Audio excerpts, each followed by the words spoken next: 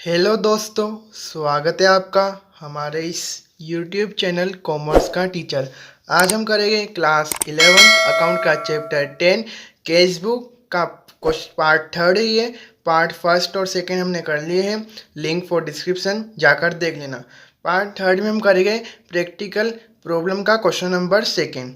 तो आइए करते हैं। क्वेश्चन नंबर सेकंड है, prepare simple cash book from the following transaction of mister Suresh Delhi.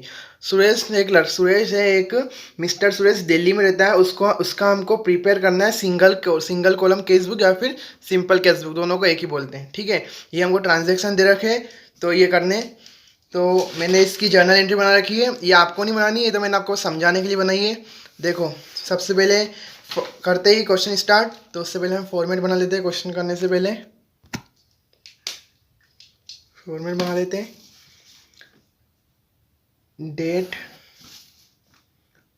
Particular, voucher number, LF और अमाउंट, इन दोनों की ज़रूरत रहती नहीं, इसलिए इनको छोटा छोटा कॉलम बना दी। ठीक है, वापस से date, particular, voucher number, LF, amount. ठीक है, ये बन गए हमारे कॉलम। अब इसे नेम फिट कर देते हैं। डेट,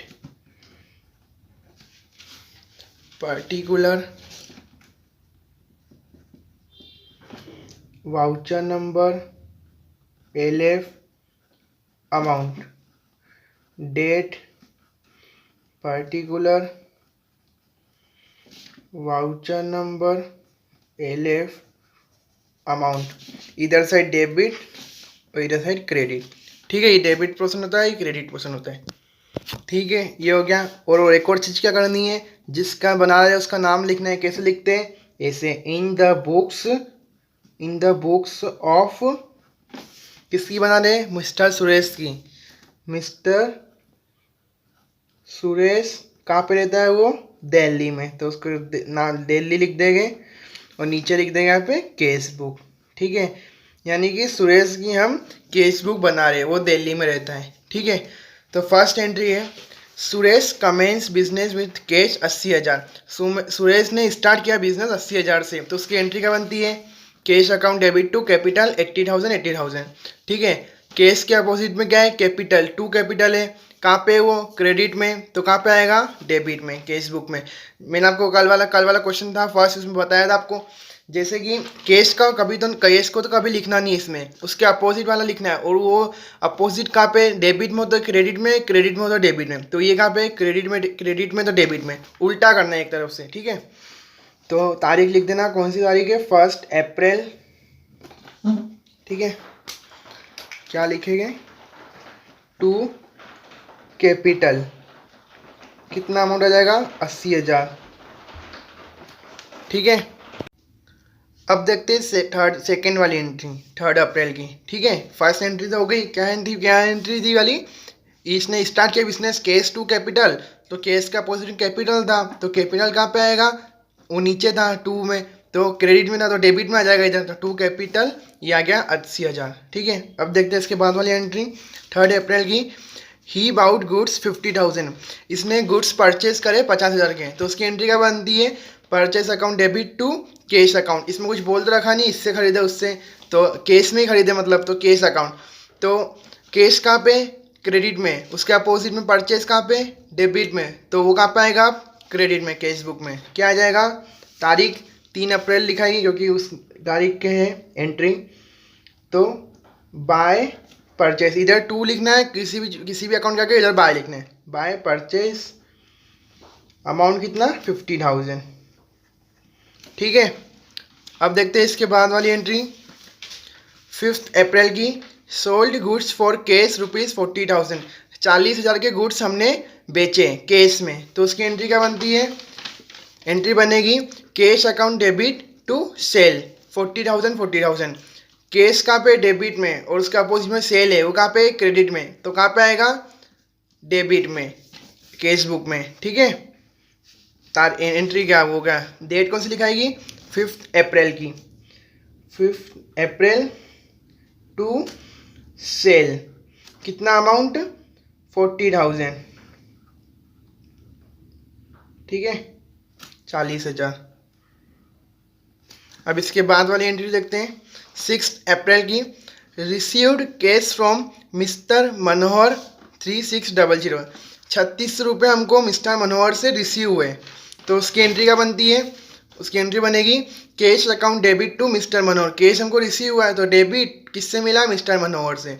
ठीक है, कैश का अपोजिट में क्या है? मिस्टर मनोहर। कहाँ पे हो? क्रेडिट में, जर्नल एंट्री में। तो कहाँ पे आएगा? कैश बुक में, डेबिट में। तो क्या आ जाएगा? 6 अप्रैल डेट लिखा जाएगी टू मिस्टर मनोहर, अमाउंट लिखा जाएगा 3600 रुपये। ठीक है, इसके बाद वाली एंट्री 9 अप्रैल की, पेड इनटू बैंक ₹30,000। बैंक में 30,000 रुपये पे करे हमने। ठीक है, तो क्या आएगी इसकी एंट्री? एंट्री होगी इसकी बैंक अकाउंट डेबिट, क्योंकि बैंक में पैसा आ गया तो बैंक डेबिट हो जाएगी। क्या गया? Cash to cash account. तो बैंक के अपोजिट, कैश के अपोजिट में क्या है? बैंक के। कहाँ पे? डेबिट में। तो वहाँ पे कहाँ पे आएगा? कैश बुक में, क्रेडिट में। क्या लिखा जाएगा? 9 अप्रैल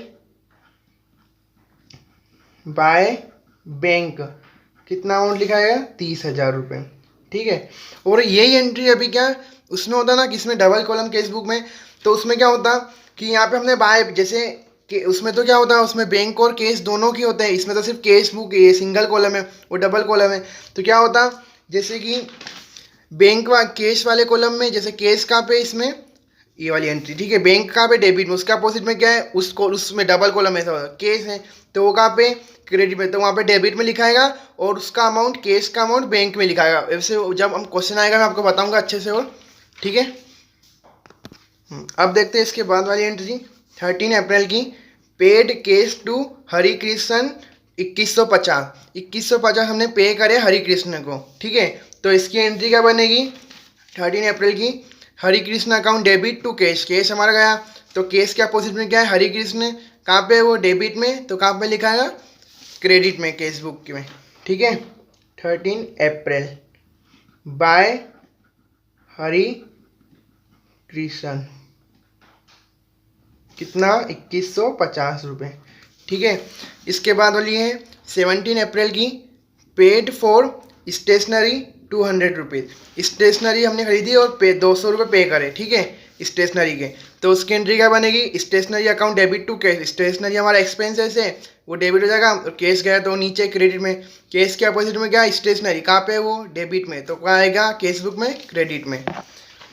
क्या तारीख है? 17 अप्रैल।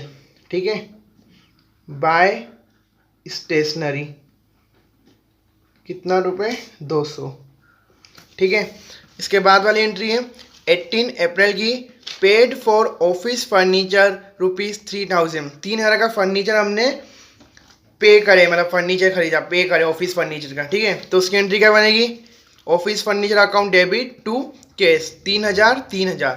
कैश कहाँ पे? क्रेडिट में। उसके अपोजिट में क्या है? ऑफिस फर्नीचर, वो कहाँ पे? डेबिट में। तो कैश बुक में आएगा, क्रेडिट में। ठीक है, 18 स्पेस कम है, जैसे 18 अप्रैल ने लिखा रहा तो 18.a लिख दो। ठीक है, अप्रैल की। ठीक है, जैसे मई हो तो एम लिख दो आगे ऐसा। तो बाय ऑफिस फर्नीचर, कितना अमाउंट? 3,000। ठीक है, ये हो गई। अब इसके बाद वाली एंट्री है 21 अप्रैल की, रिसीव फ्रॉम मिस्टर कैलाश चंद 6800। 6,800 हमको मिस्टर कैलाश चंद से रिसीव हुए। तो उसकी एंट्री क्या बनती है? उसकी एंट्री बनेगी 21 अप्रैल की, कैश हमको रिसीव हुआ और डेबिट हो जाएगा, किससे मिला? मिस्टर कैलाश चंद से। ठीक है, कितना? 6800। तो कैश के अपोजिट में क्या है? मिस्टर कैलाश चंद। कहाँ पे? वो क्रेडिट में। तो कैश बुक में क्या आएगा? डेबिट में। कौन सी तारीख है? 21 अप्रैल। ठीक है, to mister Kailash Chand, amount कितना लिखा जाएगा? 6,800। ठीक है, इसके बाद वाली एंट्री है पेड फॉर एडवर्टाइजिंग। एडवर्टाइजिंग कराई होगी तो उसका हमने पे करा। ठीक है, एडवर्टाइजिंग हमारा एक्सपेंस है, तो advertising account debit to cash. Cash कहाँ पे? क्रेडिट में। उसके अपोजिट में एडवर्टाइजिंग डेबिट में, वो तो कहाँ पे आएगी? वहाँ पे कैश बुक में, क्रेडिट में। तारीख कौन सी है? 22 अप्रैल बाय एडवर्टाइजिंग। ठीक है, ये बाय और टू लिखना जरूरी है बहुत, नहीं तो ये क्वेश्चन गलत कर देते हैं, ठीक है। बाय एडवर्टाइजिंग अमाउंट है 1008, और ये डेबिट क्रेडिट लिखना भी जरूरी है, इधर इधर साइड डेबिट इधर साइड क्रेडिट, ठीक है। इसके बाद वाली एंट्री है 25 अप्रैल की, परचेज पोस्टेज स्टाम्प 80 रुपये, 80 रुपये का हमने पोस्टेज स्टाम्प पेपर खरीदा है 80 रुपये में, ठीक है, परचेज किया है। तो उसकी एंट्री क्या बनती है, उसकी एंट्री बनेगी postage stamps account debit to cash, ठीक है। ये हमारा एक्सपेंसेस है, तो कैश कहाँ पे, इसमें क्रेडिट में, उसके अपोजिट में पोस्टेज स्टाम्प्स डेबिट में, तो कहाँ पे आएगा, कैश बुक में क्रेडिट में। क्या आ जाएगा 25 अप्रैल बाय पोस्टेज, या फिर पोस्टेज लिखो या पूरा नाम लिख दो चलेगा, ठीक है, वो 80 रुपये। लास्ट उसके बाद वाली एंट्री 28 अप्रैल की, पेड रेंट 1120 रुपये, 1120 रुपये हमने रेंट पे करी, इसमें कोई लिखता नहीं रखा बैंक से करा कैसे करा, यानी कैश से किया होगा।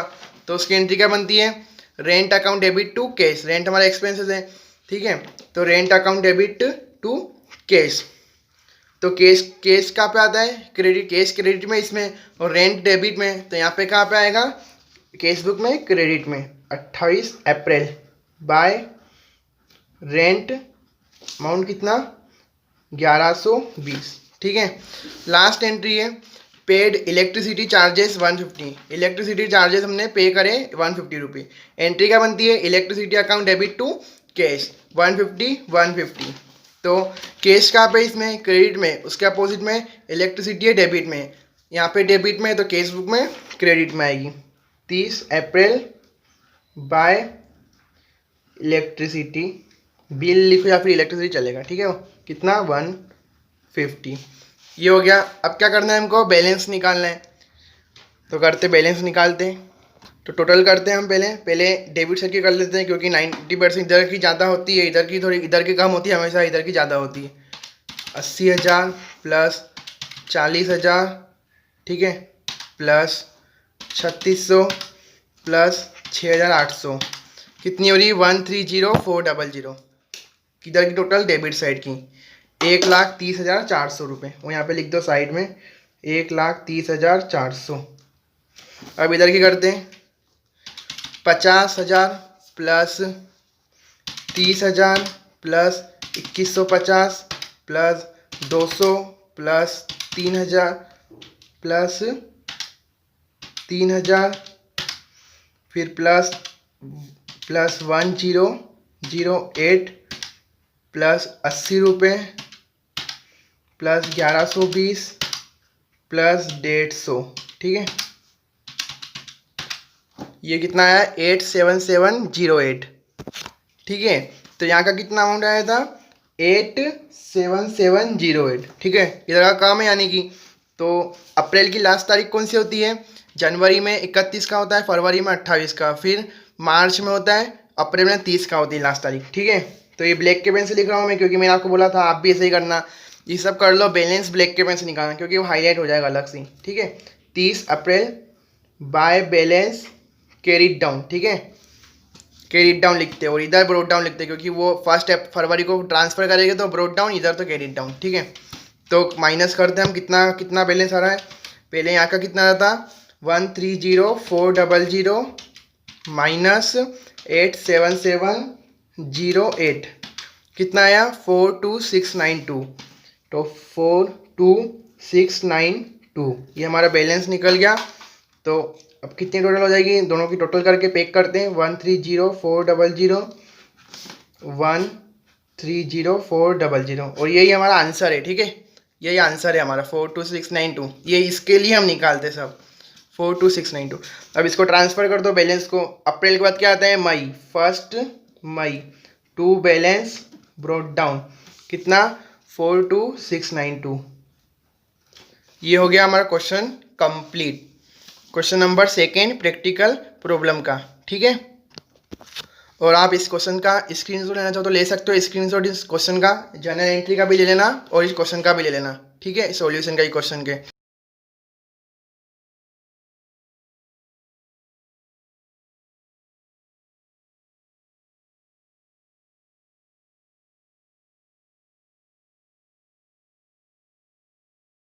और आपको हमारी वीडियो पसंद आई हो तो प्लीज़ लाइक करना, शेयर करना और सब्सक्राइब जरूर करना, और जो भी डाउट हो आप कमेंट करके पूछ सकते हो।